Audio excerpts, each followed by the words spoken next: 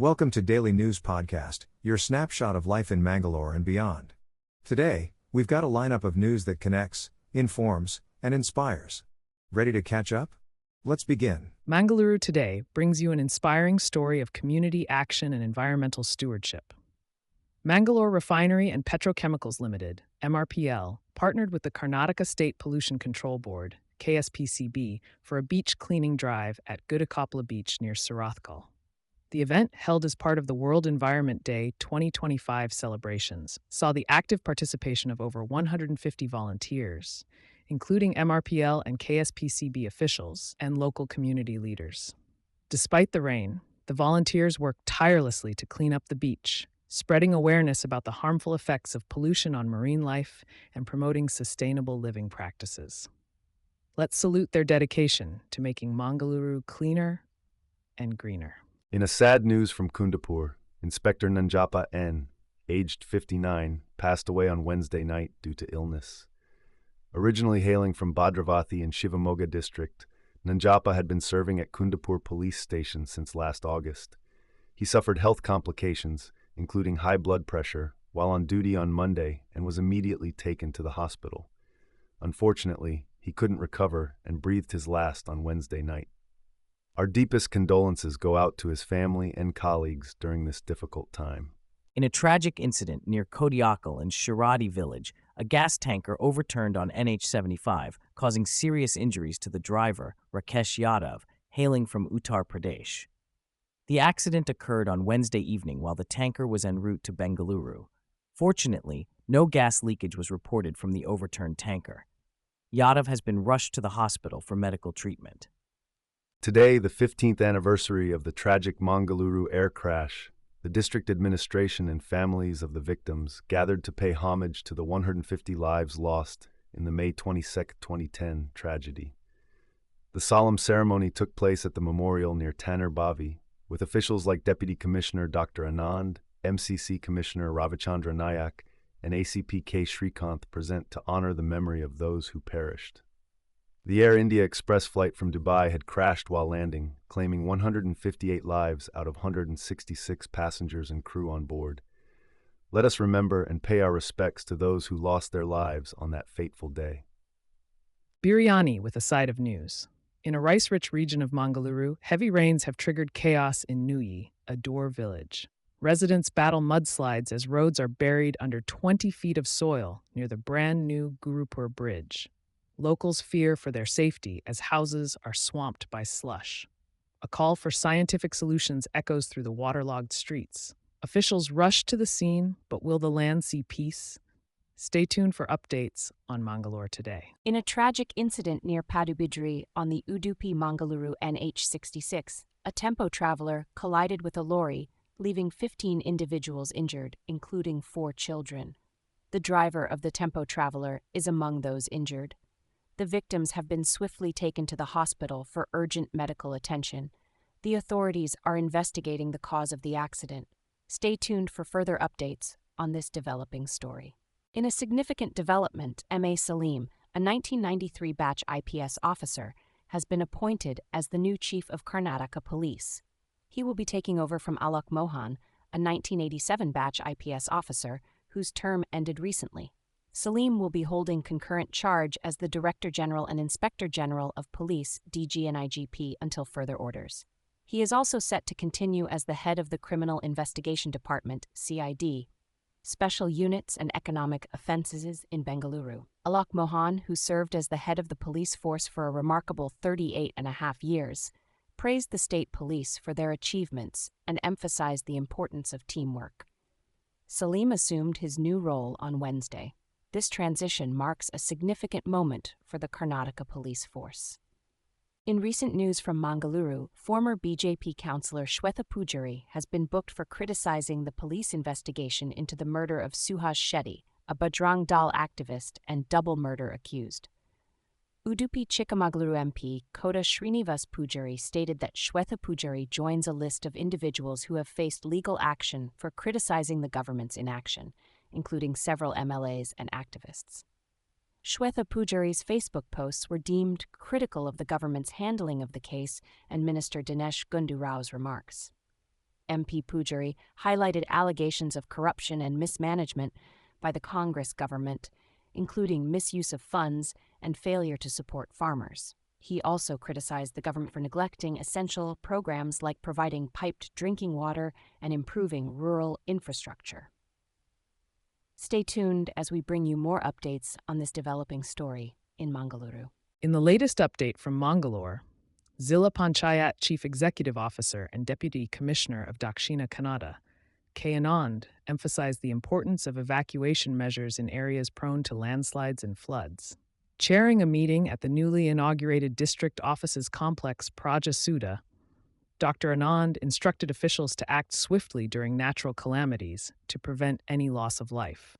Measures such as ensuring free flow of runoff water, restoring ward-level disaster management committees, and maintaining a 24/7 functional control room were discussed. Teachers and Anganwadi staff were directed to avoid conducting classes in unsafe structures. Additionally, issues related to the Mangalore airport's runway runoff water are being addressed by technical studies. The importance of regular drinking water testing, awareness drives on safe drinking practices, and preventing risky activities like swimming in water bodies during the monsoon were highlighted. Fishermen were advised against allowing laborers to sleep in boats on river backwaters, while steps to safeguard abandoned quarries and dams from hazards were emphasized. Stay safe and stay informed, Mangalore. In a major development, the A.B. Shetty Memorial Institute of Dental Sciences in Mangaluru has inaugurated its state-of-the-art molecular laboratory.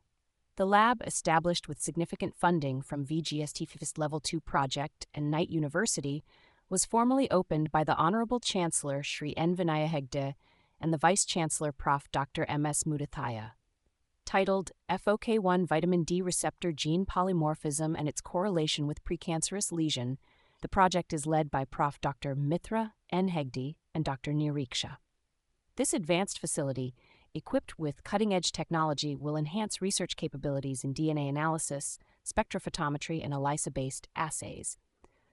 The lab's infrastructure includes ultra-low temperature storage systems for long-term sample preservation, paving the way for high-impact research and interdisciplinary studies. This milestone solidifies the Institute's commitment to innovation in dental sciences, providing students and faculty with invaluable research opportunities and essential skills for the competitive scientific landscape.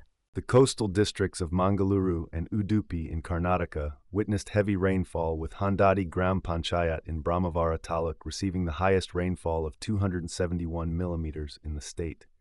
The India Meteorological Department has issued a warning of heavy to very heavy rains with gusty winds.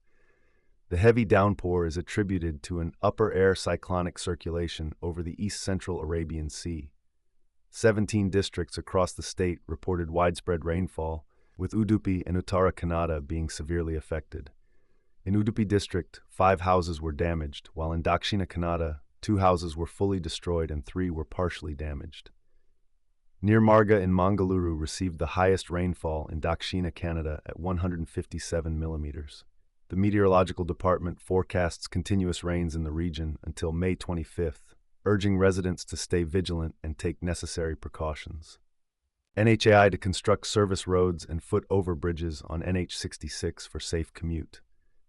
NHAI has announced the construction of service roads spanning over 13 kilometers along the Kochi-Panvel National Highway 66 between Kundapur and Talapadi in order to enhance safe vehicular and pedestrian crossings. Additionally, foot overbridges will be built at 6 locations in Dakshina Kannada and Udupi districts. The project, costing approximately 72 crore, will commence post-monsoon season as confirmed by NHAI Mangaluru Project Director Abdullah Javed Azmi. The absence of service roads has long been a concern for residents and road users, leading to traffic congestion and unsafe practices. Various stakeholders, including the local representatives, have urged NHAI to address this issue urgently. District administrations and police departments have identified specific locations requiring service roads and foot overbridges, which have received approval for construction. In response to the demands from Brahmavar residents, service roads will be built on both sides of NH66 between Mahesh Hospital and Shamlin Lawn. Additionally, 6-foot overbridges will be erected at strategic locations along the highway stretch to ensure safe pedestrian crossings. This initiative is a crucial step towards improving road safety and easing traffic congestion in the region. In a significant move, the state cabinet has decided to rename Ramanagara district as Bengaluru South starting Thursday. Deputy Chief Minister D.K. Shivakumar announced this decision, ensuring that despite the name change, the headquarters will still remain in Ramanagara. Addressing concerns about legal and financial implications, Shivakumar assured that there would be no financial burden. This decision comes after the union government previously objected to the state government's renaming proposal. Law Minister H.K. Patil affirmed that the renaming will proceed as land records fall under the state's jurisdiction. Stay tuned to Mangalore Today for more updates on this development. In a developing story, the Enforcement Directorate continued its searches at institutions linked to Karnataka Home Minister G. Parameshwara, connected to a money laundering probe tied to a gold smuggling case. The Deputy Chief Minister D.K. Shivakumar has come out in strong support of Parameshwara, labeling him as a clean and honest man. These searches, under the Prevention of Money Laundering Act, are targeting Hawala operators, entry operators alleged to have funneled fake transactions into actress Rania Rao's accounts, who was previously arrested in connection to a gold smuggling case. Defending Parameshwara, the state Congress president mentioned that the monetary gifts given to Rao during family functions or weddings do not imply any involvement in illegal activities like smuggling. The ED sources suspect an educational trust linked to Parameshwara of diverting funds to pay Rs 40 lakh towards Rao's credit card bill. Deputy CM Shivakumar emphasized that if Rao has committed any offense, she should face legal consequences, and expressed his unwavering support for Parameshwara. Stay tuned for further updates on this developing situation. In a powerful address at a public rally in Rajasthan, Prime Minister Narendra Modi proudly declared that India swiftly avenged the April 22 terror attack in Pahalgam, Jammu and Kashmir, through Operation Sindoor. Within 22 minutes, the retaliatory military action, striking several locations in Pakistan and Pakistan-occupied Kashmir, eliminated around 100 terrorists from groups like Jaish-e-Mohammed and Lashkar-e-Taiba. PM Modi emphasized India's unity against terrorism, stating that the government empowered the armed forces to bring Pakistan to its knees. Inaugurating the redeveloped Deshnok station, he highlighted the nation's resolve to combat terror. PM Modi, recalling his visit to Rajasthan after the Balakot airstrikes, praised the state's bravery and reiterated the importance of national unity. As he interacted with school students and visited the Karni Mata temple, PM Modi's message resonated with the spirit of resilience and determination among the citizens. In a major breakthrough against ISI's sinister plot to carry out a terror attack in the national capital, intelligence agencies have dismantled a dangerous spy network through a top-secret operation lasting 3 months. Pakistani spy Ansarul Mia Ansari, along with another trained operative, was apprehended during the covert mission. The operation unraveled a Pakistani scheme to gather sensitive information about the Indian armed forces, with suspicions also pointing towards some staff of the Pakistani High Commission in New Delhi. ISI officers Muzammil and Ehsanur Rahim, also known as Danish, were identified for attempting to influence Indian YouTubers and social media influencers. The agencies swung into action when they received intel about ISI dispatching a spy to gather classified Indian documents, leading to Ansari's arrest in central Delhi with incriminating military documents. Further investigations hinted at a larger plan to target northwestern India post-grenade attacks by the ISI-backed Babar Khalsa International. Another individual from Ranchi, Akhlaq Azam, was also arrested for providing support to the ISI spy, and both are now detained in the high-security wing of Tihar jail. Intensive monitoring is being conducted to prevent any nefarious activities.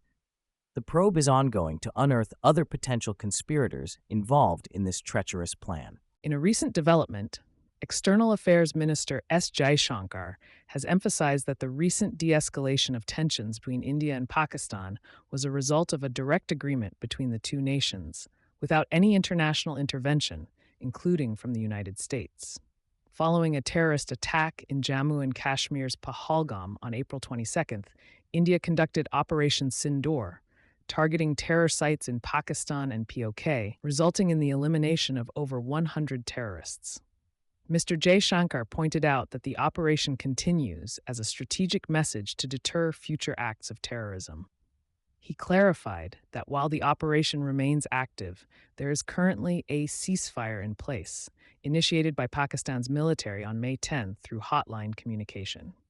The minister reiterated that the ceasefire arrangement was solely negotiated between India and Pakistan, underscoring India's right to respond decisively to terrorist threats. In a diplomatic tit-for-tat, Pakistan has expelled an Indian High Commission staffer amid escalating tensions between the two countries. This move comes after India declared a Pakistani official persona non grata for alleged espionage activities. These expulsions mark the second instance in a week, indicating souring relations between the neighbors. The Ministry of External Affairs in India stated that the Pakistani staffer was involved in activities incompatible with his role and has been given 24 hours to leave the country. Following India's action, Pakistan asked an Indian staffer to leave Islamabad.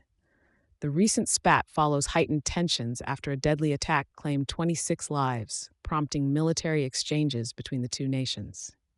Diplomatic channels have been utilized to address these conflicts and to avoid further escalations. In a recent development, M.A. Saleem, a 1993 batch IPS officer, has been appointed as the new chief of Karnataka Police. Following a notification by the Department of Personnel and Administrative Reforms, Saleem will now hold the position of Director General and Inspector General of Police, DGNIGP. He takes over from Alok Mohan, a 1987 batch IPS officer who concluded his term as the head of the police force. Saleem will also serve as the DGP of the Criminal Investigation Department, CID, Special Units and Economic Offenses in Bengaluru.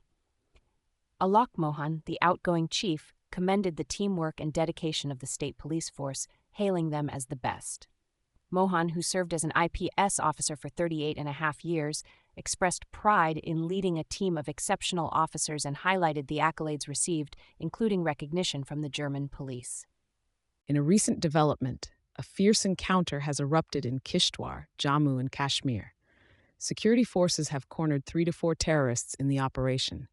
This comes shortly after successful anti-terror operations in Shopian and Tral, where 6 terrorists were eliminated.